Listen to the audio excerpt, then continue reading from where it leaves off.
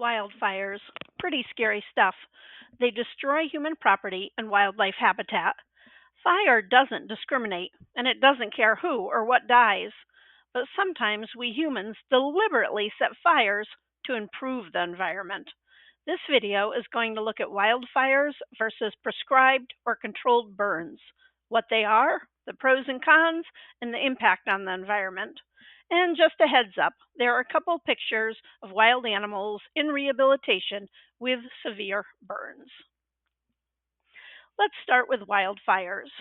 Wildfires are uncontrolled fires that spread rapidly, often fueled by drought, high winds, and dry vegetation. According to the National Park Service, nearly 85% of wildfires in the United States are caused by humans. Things like campfires left unattended, burning trash, electric malfunctions, discarded cigarettes, and intentional acts of arson. Volcano eruptions and lightning are natural causes that make up the other 15%. There are high economic costs associated with firefighting and recovery of efforts. The total cost of wildfires in the United States is estimated between 394 to 893 billion with a B per year. That includes both the destruction and the cost of fighting the fires. We have many ways to fight fire, but it's still very labor intensive. Wildfires often occur in rugged and rural areas that can be hard to get equipment to. Wildfires can directly kill animals through flames, burn injuries, and smoke inhalation. Animals may be forced to leave their home ranges, leading to stress and increased competition for resources, and they are exposed to predators. Millions of animals die each year directly from fire, but also from its aftermath. Habitat loss and starvation may occur after the fire. Please consider supporting wildlife rehabilitators in areas where fires occur. Most states have lists of licensed rehabbers listed with the Department of Fish and Wildlife or the Department of Natural Resources.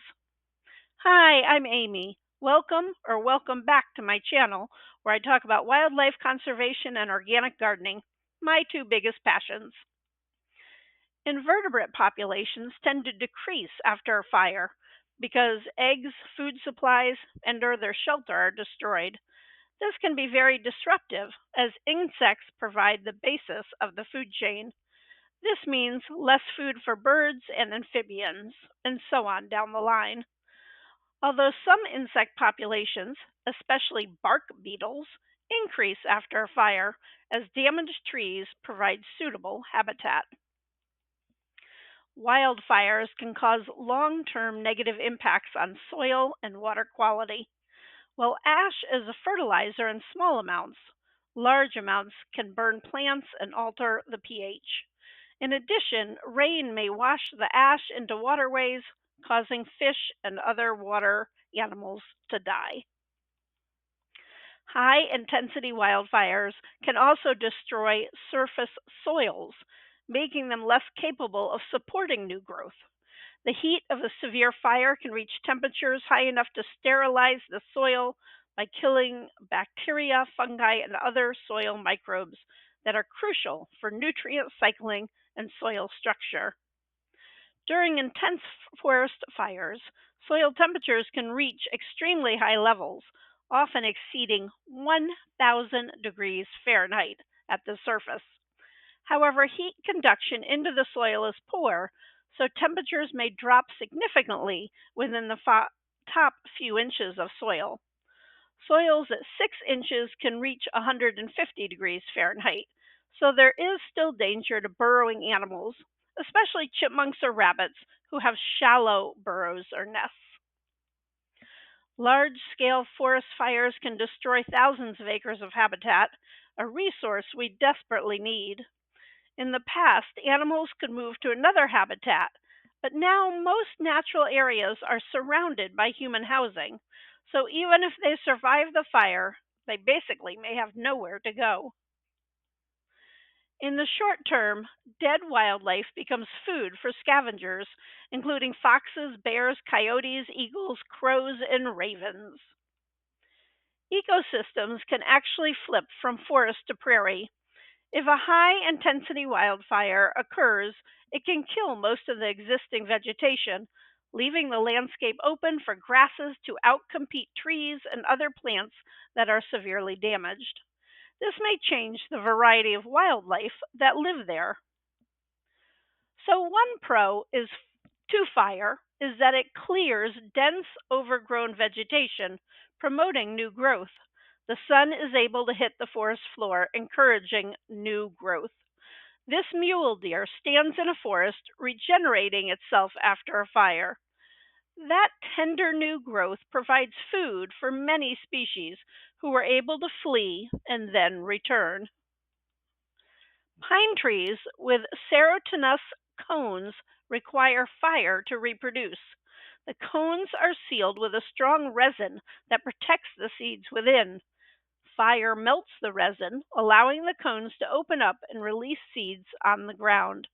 This delayed seed release is an adaptation to fire prone environments, as it protects the seeds from immediate heat of a fire and ensures they are released when conditions are favorable.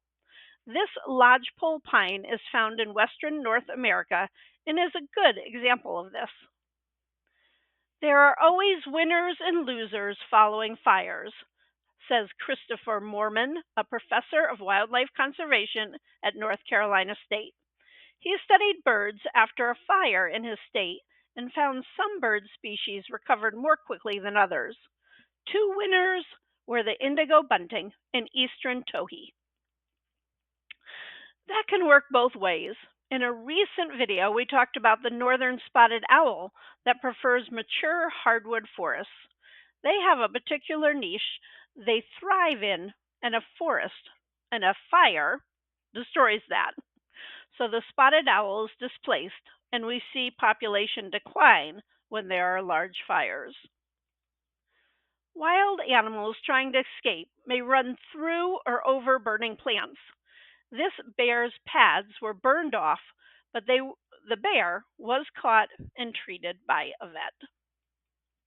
And of course, the symbol of the Smokey the Bear campaign was a real black bear cub rescued by a park ranger during a fire in New Mexico back in the 50s. Wildfires often move rapidly. Young wildlife is often at risk because they cannot move as quickly or they panic when separated from a parent. If your area is experiencing fires, consider placing shallow water dishes in safe locations around your neighborhood for displaced wildlife. This can provide a much needed respite for thirsty animals trying to escape the heat and smoke. Just be sure to keep the water away from your home to avoid attracting wildlife too close. We don't want them to associate water with humans. Displaced animals can suffer significant stress, making them more susceptible to illness or predation.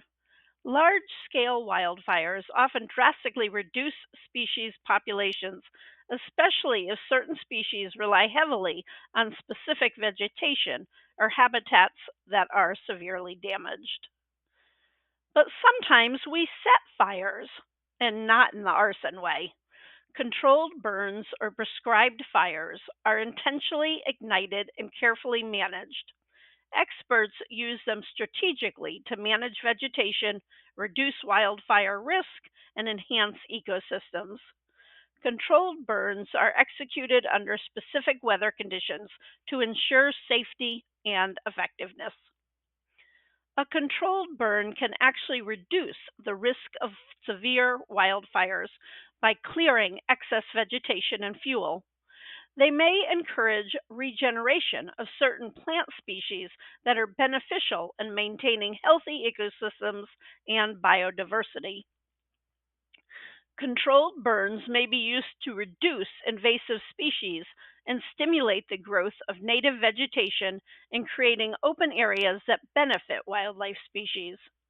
Fire stimulates growth of grasses and plants that are beneficial to herbivores, indirectly supporting predator populations as well. In a prescribed burn, the larger trees suffer little damage. Here, a firefighter uses a drip torch to ignite the duff under a stand of conifers. The duff is the needles, leaves, and small twigs on the forest floor. The big con is that controlled burns do still cause wildlife mortality. Although reduced compared to wildfires, some wildlife, especially small or slow moving animals and babies, can still be harmed in controlled burns. That's why it's best to do them early in the season. This is after a controlled burn at a state park near me. You can see where the vegetation was burned off the field in late winter. Low intensity fires like these produce smaller amounts of ash, which acts as a natural fertilizer. A couple of weeks later, from that last picture I just showed you, I went back and you can see where new growth was already popping up. Native plants resist fire better than invasive species brought in for landscaping. They also attract pollinators and insects and start the food web going. So plant a native pollinator garden if you have room. It's a way to help your ecosystem. Thanks for watching. This was a hard but necessary topic to cover. Wishing you a fabulous sunny day, and I'll see you in the next video.